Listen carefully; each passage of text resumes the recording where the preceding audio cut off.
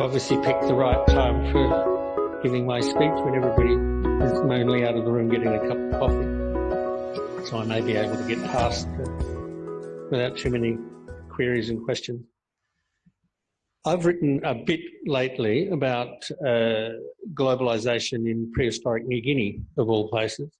But this paper is going to be about something slightly different. It's going to be about globalization in the modern world. Before I start, though, of course, I'd like to thank the organisers. This is my third Shanghai Forum. I've been on the advisory committee since 2013, and I'm enjoying every minute of it. Okay, so I'm actually going to talk about world archaeology and world heritage. As we all know, the primary theme of this fourth Shanghai Archaeology Forum is archaeology of urbanization and globalization, the past for the common future of humankind. And the third of the forum's three objectives is to encourage active engagement with scholars across different continents and disciplines, as well as the public, in addressing the challenges of urbanization and globalization for our collective future. As we all know, urbanization and globalization present great challenges to the preservation of archaeological heritage right around the world. This is best understood by most people, professionals and public alike, when they see news of this or that famous site being threatened by urban development or industrial expansion. In northwestern Australia, for example, the growth of the gas industry, the onshore processing facilities for offshore gas, is threatening the extraordinary rock art of the Burrup Peninsula, something that's gaining a lot of very negative publicity. Yet, if we think about it, most damage to archaeological sites is done by much smaller scale, everyday activity that many of us don't think about at all normally, even though it's destroying much more of the archaeological record than Big Bang, what we might call Big Bang events. Sadly, though, it's the latter that usually attract virtually all of our attention and resources. So what can we do? Well, this is basically a bit of an advertisement. I think we should use regular high-profile global events such as this forum to raise the profile of archaeological heritage preservation. One way to do that is to explicitly connect our concern for world archaeology with a well-known product of modern globalization, namely world heritage. Now, this might sound contradictory after what I've just said about the focus on big heritage distracting us from everyday issues. In my experience, though, working with world heritage in appropriate ways can promote wide professional and public engagement with archaeological heritage more generally. In other words, the big heritage can not distract us from smaller heritage, but in fact assist us in dealing with everyday heritage. So there are currently over 1,000, in fact over 1,100 World Heritage Sites. 869 of them are cultural sites, 213 are natural sites, 39 are mixed sites, which means natural and cultural together. 2 have been delisted, the Oryx Reserve in Oman and the Dresden Bridge, or the Dresden Cultural Landscape because of a bridge, and 53 of these sites are in danger. I should point out, though, that while 869 sites are cultural, there's a far greater area protected by the 213 natural sites, so it's a bit more even than it might seem. Now, if we search on the World Heritage site, or the World Heritage list, for the term archaeologue, not the French version, but archaeology with no Y, so that we can cover archaeology, archaeologist, archaeological, we find that the term appears in the documentation of about 40% of World Heritage Sites. That just means the word is mentioned in the documentation somewhere. Interestingly, this includes 12 sites that are nominated for their natural values rather than their cultural values. So it shows that it's not necessarily about archaeology, it's just a mention of the word. And although 40% seems to suggest that there's an awareness in World Heritage of archaeology, archaeological sites themselves actually remain substantially underrepresented in the World Heritage list. Thus, we have this many sites where the term archaeologue is mentioned somewhere in the documentation. Most, as you would expect, are cultural, a number are natural, 30 of the mixed, 23 endangered. If we go down the list, however, the numbers decrease. So the word ancient is mentioned in quite a lot. But if we go to prehistor, as in prehistory, prehistorical, so on, down to 92 sites. Neolithic, like Orkney, 39 sites. Bronze Age, 39 sites. These are only mentions. These are not sites nominated necessarily as a Bronze Age site for the World Heritage. Iron Age dropping down to 27. Paleolithic, 14. Human evolution, 12. And that's despite the fact that there was a major World Heritage initiative called HEADS to boost the number of sites to do with hominid evolution. Hominid itself's got 9 sites. Or Mesolithic is almost not on the radar, 2 sites.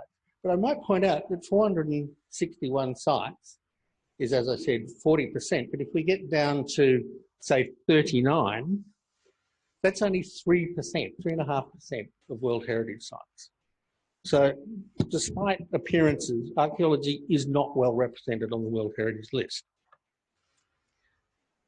This deficit is partly because of past, it's a legacy really, of past policies and practices in the World Heritage system, including ways in which World Heritage has conventionally been approached by nations wishing to have their heritage properties nominated for listing.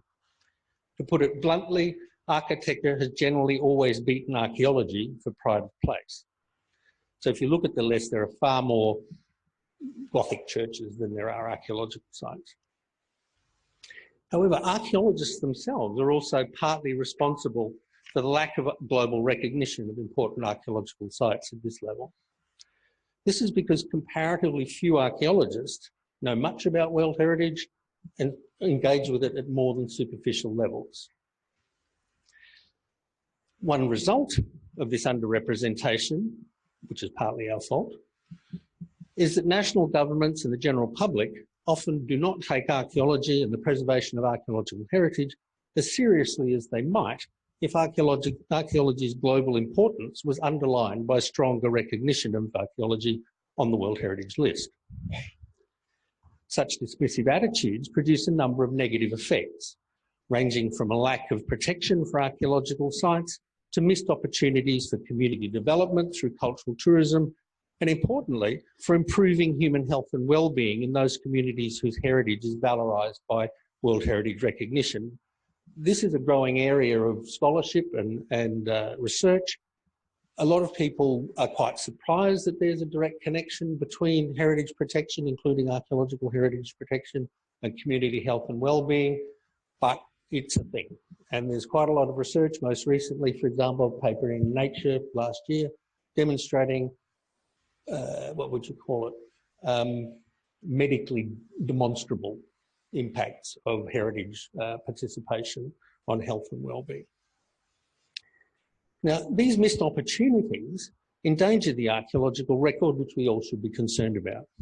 But they also end up usually costing all levels of government much more money in the long term than they might save in the short term by disregarding archaeological heritage.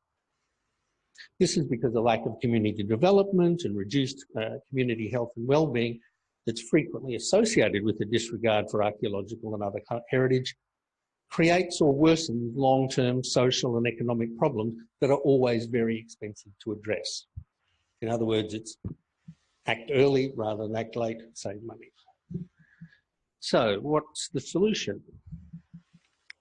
Well, it can be hard for archaeologists to directly influence government policy, unless, like Lord Renfrew, they sit in the House of Lords.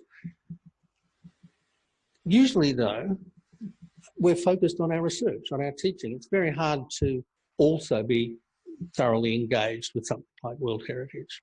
Occasionally, individual practitioners can be in a position to have some personal influence, but more usually, it's a nation's or region's professional bodies that should engage with international organisations, as well as the departments and agencies in their own countries to bring about change. Now, of course, this should be done deliberately as a key activity of these organisations, rather than accidentally or incidentally while they're doing something else. Oh, there's a bit of World Heritage, we'll focus on that for a while. It should be a core activity. Now, the key international agencies to be engaged with are ICOMOS, which many of you will be familiar with, the International Council on Monuments and Sites, but also IUCN, the International Union for the Conservation of Nature. ICOMOS is a very small and largely amateur organisation. It's built on the French model of amateur, being a lover of. IUCN is a giant global corporation. There's 1,000 employees. They've got a 20 million franc building outside, Swiss franc building outside Geneva. Very different organisations, very different histories, and not a lot of good history of cooperation between the two. It's rapidly changing. We are now working together much better, which I'll come back to in a minute, particularly in relation to World Heritage, but there's a long way to go. There's a third World Heritage Advisory Body, ICROM, the International Centre for the Study of Conservation and Restoration of Cultural Property. ICROM actually stands for International Conservation Centre Rome, but that's how they do the acronym. And ICROM is dedicated to the preservation of cultural heritage worldwide through training, information, research, cooperation and advocacy. Now, archaeologists have been centrally involved with ICOMOS since its earliest days. Often, however, in competition, or friendly competition, we'll call it, with architects, most of whom don't actually know very much about archaeology. ICOMOS also has a specialised International Scientific Committee on Archaeological Heritage Management, ICAR. Archaeologists are very rare in the IUCN, as might be expected for an organisation focusing on the conservation of nature, but there's a few of us that sit on their commissions. Archaeologists have also played key roles in the developing relationship between ICOMOS and IUCN, most recently through a thing that they call the Nature Culture Journey, which is a current theme in ICOMOS General Assemblies and IUCN World Conservation Congresses, both of which will be held next year. ICROM itself also has strong archaeological links. The most recent Director General, Stefano De Caro, was in a previous life, for example, the head of antiquities in Italy, for example. Now, this sort of involvement means that we, as a group, as archaeologists, as a profession, are able to look at global issues in heritage management with an archaeological eye and work to ensure that archaeological matters are taken into consideration in the development of World Heritage policy and practice.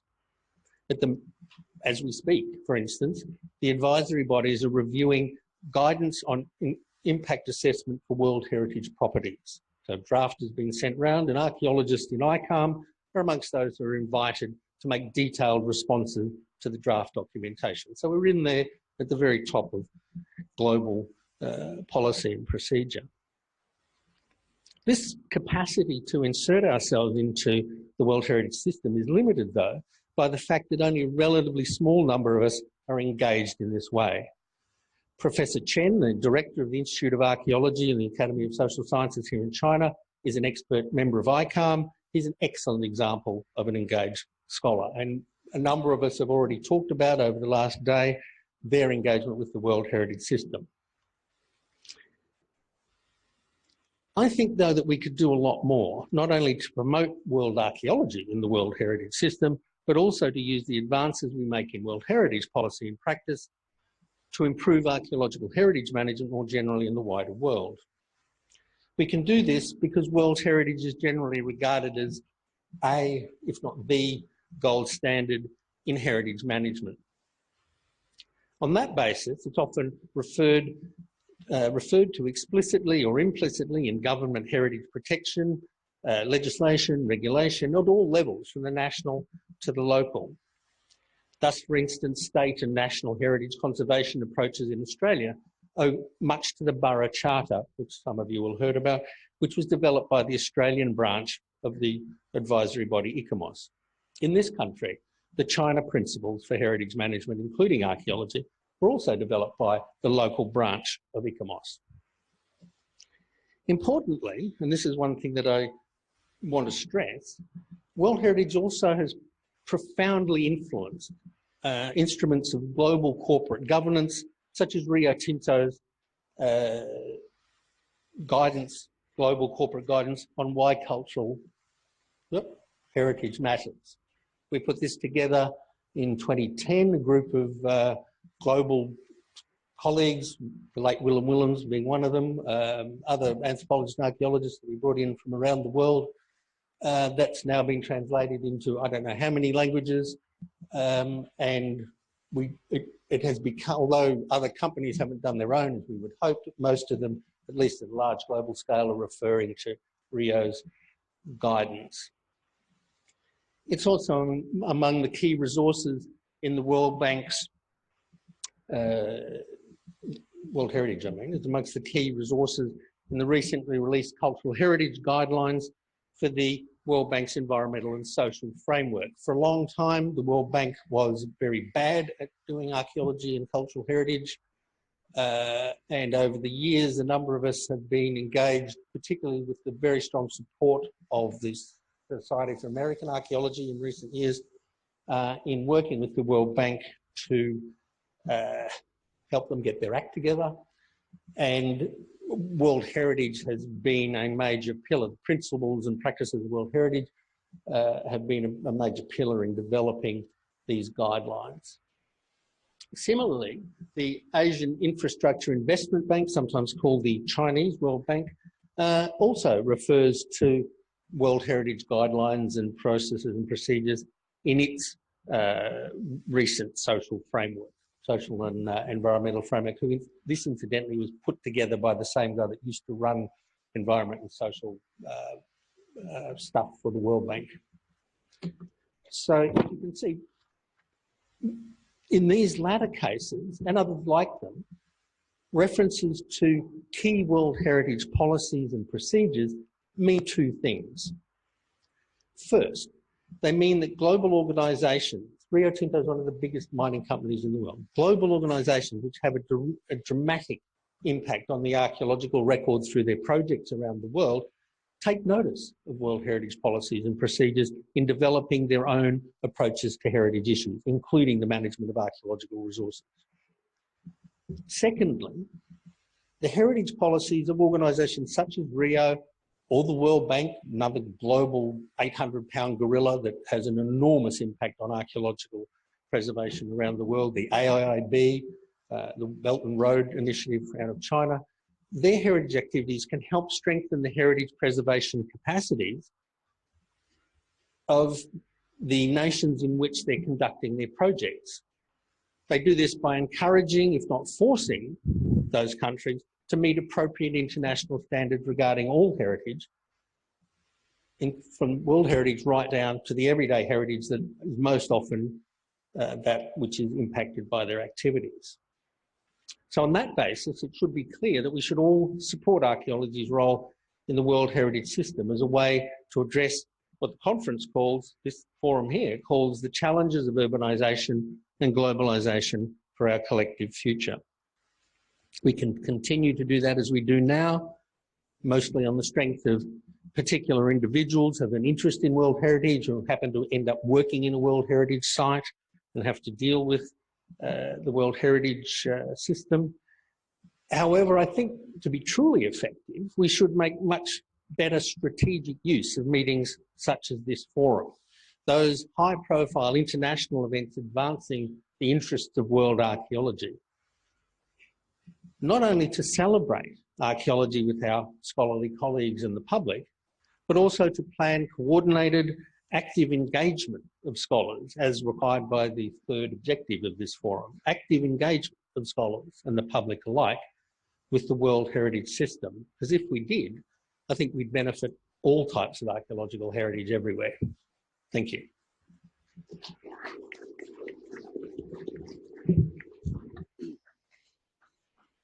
Thanks, Professor Lilley.